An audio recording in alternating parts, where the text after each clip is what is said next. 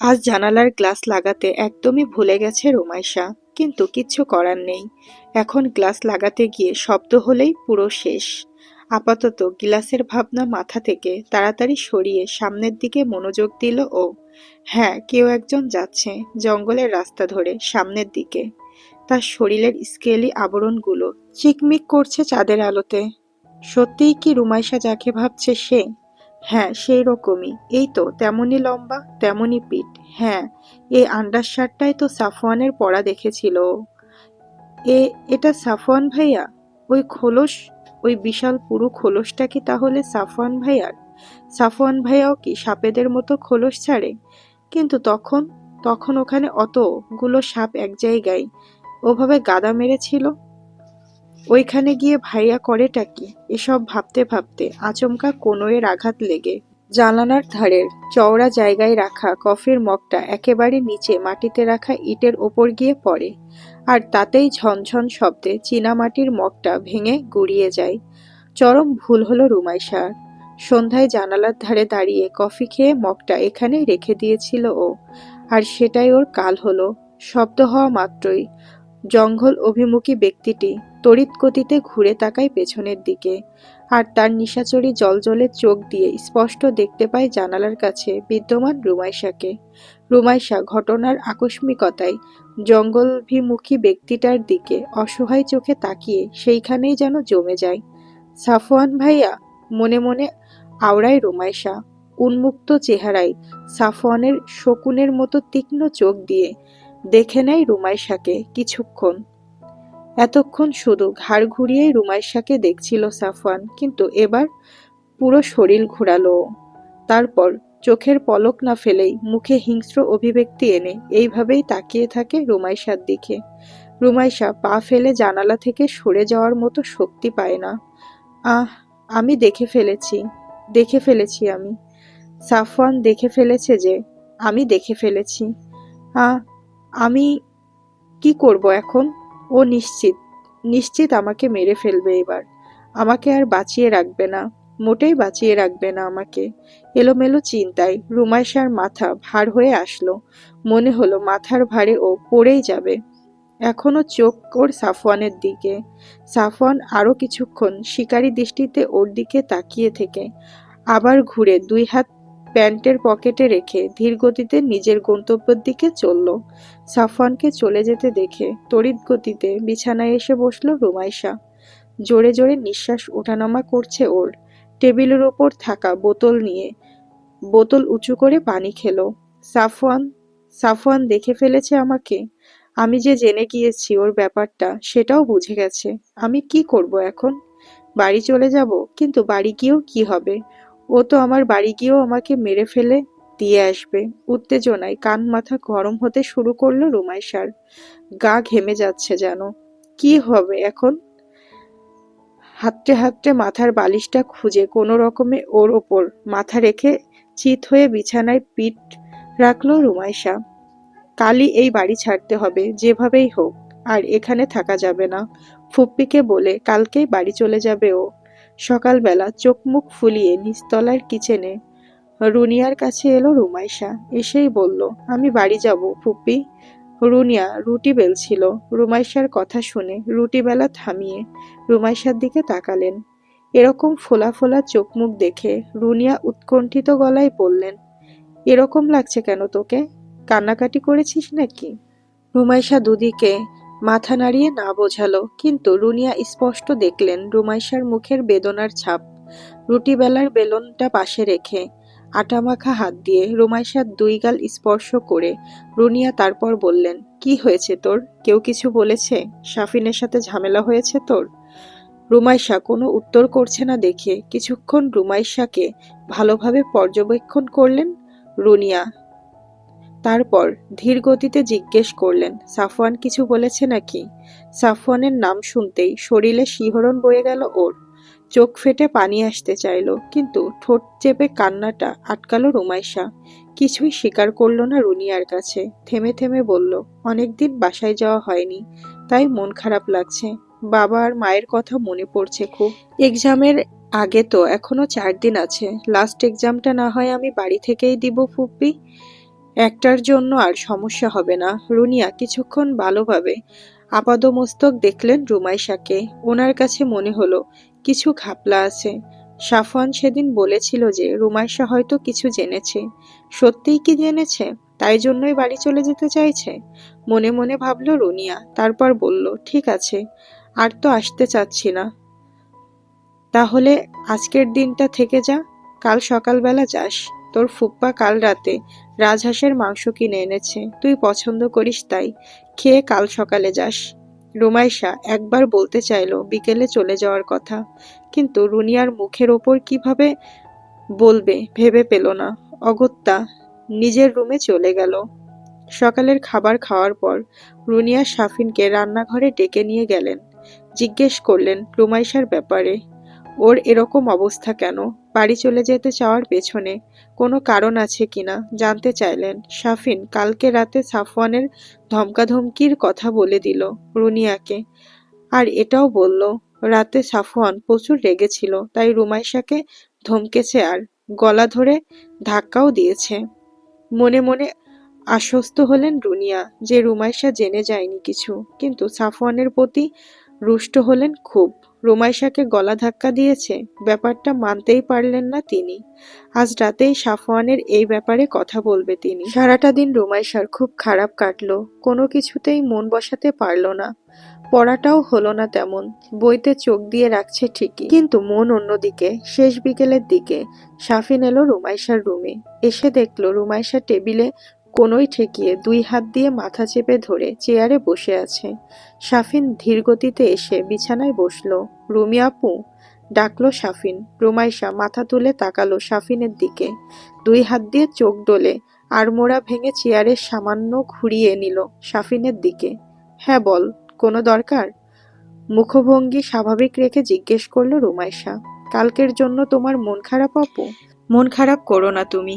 আমাকেও তো বকেছে ভাইয়া, কিন্তু আমি তো ওসব মনেই রাখিনি।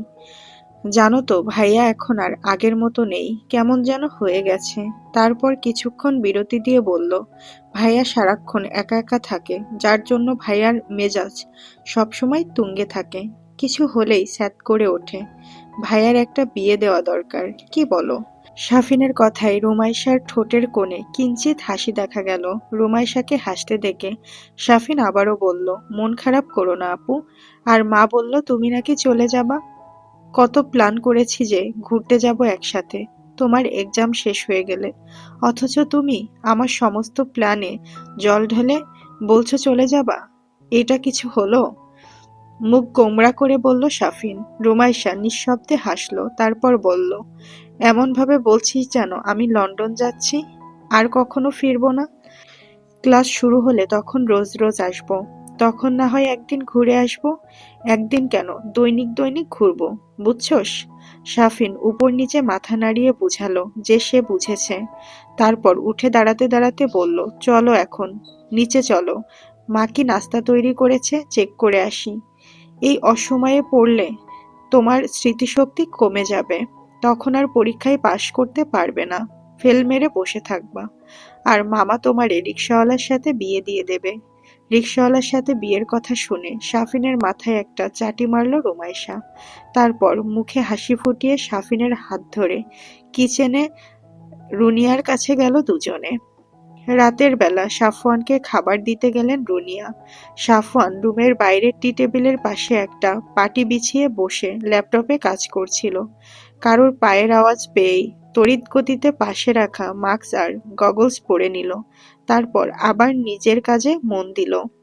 রুনিয়া এসে খাবার ট্রেটা রাখলো টি টেবিলের উপর, তারপর সাফওয়ানের পাশে বসলেন। রুনিয়াকে পাশে বসতে দেখে সাফওয়ান জিজ্ঞেস করলো, কিছু বলবে মা? সাফওয়ানের কণ্ঠস্বর শুনে রুনিয়া বুঝল সাফওয়ানের মেজাজ খুব একটা ভালো নেই, কিন্তু তিনি দমে গেলেন না। কিছুক্ষণ নীরব থেকে নরম সুরে জিজ্ঞেস করলেন, সাফিন বলল তুই নাকি রুমিকে গলা ধাক্কা দিয়েছিস? সাফওয়ান নিজের কাজ অব্যাহত রেখেই বলল, হ্যাঁ দিয়েছি। কেন দিয়েছি সেটা জিজ্ঞেস করো না, গলা ধাক্কা দেওয়ার মতো কাজ করেছে, তাই গলা ধাক্কা খেয়েছে।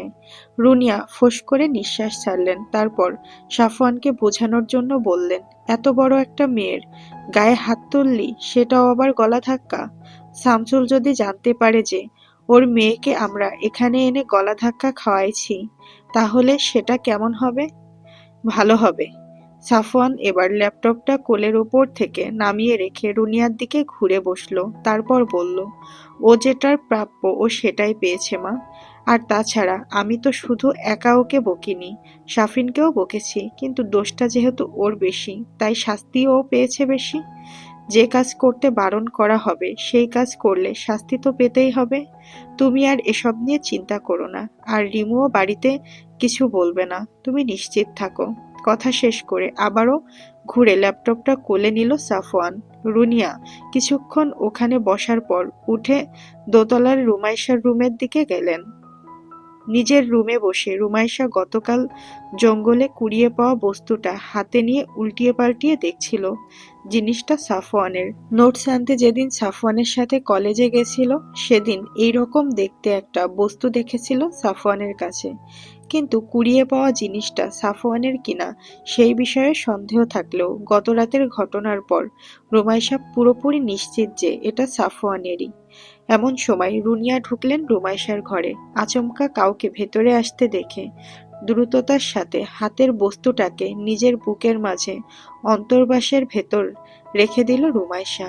রুনিয়া এসে রুমাইশার সামনে চেয়ার টেনে বসলেন। এই সময়ে রুনিয়াকে নিজের রুমে দেখে রুমাইশা একটু অবাকই হলো। সংযত হয়ে বসতে বসতে বলল, কি ব্যাপার ফুপি, তুমি এই অসময়ে যে?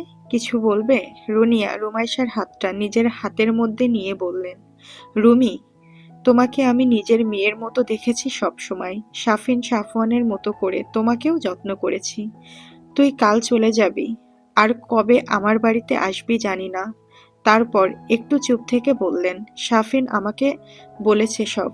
সাফওয়ান তোর সাথে কিরকম ব্যবহার করেছে কাল, সেই ব্যাপারে আমি সাফওয়ানকে বলে এসেছি যে এই রকম কাজ যেন ও আর কখনো না করে। জানিসই তো, ও একটু কেমন যেন হয়ে গেছে। তোর বাবা আমার উপর বিশ্বাস করে তোকে এখানে রেখে গিয়েছে। এখন যদি শোনে সাফওয়ান তোর সাথে এমন ব্যবহার করেছে, তাহলে আমার আর শামসুলের সামনে দাঁড়ানোর মতো মুখ থাকবে না। রুনিয়ার চোখে নোনা পানি জমতে শুরু করলো। নিজের দুইটা হাত দিয়ে রুমাইশার হাতটা মুঠি করে ধরে অনুরোধের সুরে বললেন, তোর কাছে অনুরোধ, শামসুলকে এসব ব্যাপারে যেন কিছু বলিস না, তাহলে ও আর তোকে কখনো আমার কাছে পাঠাবে না। রুনিয়ার চোখ থেকে দুফোঁটা পানি থুতনি গড়িয়ে নিচে পড়ল। রুনিয়াকে কাঁদতে দেখে হকচকিয়ে গেল রুমাইশা। তাড়াতাড়ি নিজের অন্য হাতটা রুনিয়ার হাতের ওপর রেখে অসহায়ের মতো বলল, এ কি ফুপ্পি, তুমি কাঁদছো কেন? আমি তো ওসব মনেই রাখিনি। আর দোষটা তো আমারই ছিল, তাই ভাইয়া বকেছে। ভাইয়া তো শুধু শুধু বকেনি। আর এসব কথা আমি বাড়িতে বলবোই বা কেন? এসব তো সামান্য বিষয়, এসব ছোটখাটো ঝামেলা হয়েই থাকে। তুমি কেঁদো না ফুপ্পি। রুনিয়ার কান্না তবুও থামছে না দেখে রুমাইশা অভিমানের সুরে বলল, তুমি এরকম করলে কিন্তু আমিও এবার কান্না করা শুরু করব। মোটেই কেঁদো না তুমি। হাত দিয়ে রুনিয়ার চোখ থেকে গড়িয়ে পড়া পানি মুছে দিল রুমাইশা। একদম কাঁদবে না, কিছু হয়নি। এসব ছোটখাটো বিষয় নিয়ে পড়ে থাকলে হয় বলো? নিজের মেয়ের মতো করে রুনিয়াকে বোঝাতে লাগলো রুমাইশা। ততক্ষণে সাফিনও চলে এসেছে ওর রুম থেকে। রুমাইশার রুমে রুনিয়ার কণ্ঠস্বর শুনে সাফিন মাকে কাঁদতে দেখে রুনিয়ার দিকে জিজ্ঞাসু দৃষ্টিতে তাকালো। রুমাইশা রুনিয়ার আড়ালে সাফিনকে চোখ গরম দিয়ে বোঝালো, সব তোর জন্য হয়েছে। সাফিন এসে রুমাইশার পাশে বসে বলল, কি হয়েছে মা, তুমি এরকম করে কাঁদছো কেন? উত্তরের অপেক্ষায় না থেকে রুমাইশাকে জিজ্ঞেস করলো আবার। রুমাইশা ওকে বলল, কি কারণে রুনিয়া কাঁদছেন। সাফিন রুনিয়ার বাহুতে স্পর্শ করে বলল, আরে মা, তুমি রুমি আপুকে চিনলে না? আপু কি এমন মেয়ে যে গিয়ে মামাকে বলে দেবে সাফওয়ান ভাইয়া ওকে ধাক্কা দিয়েছে?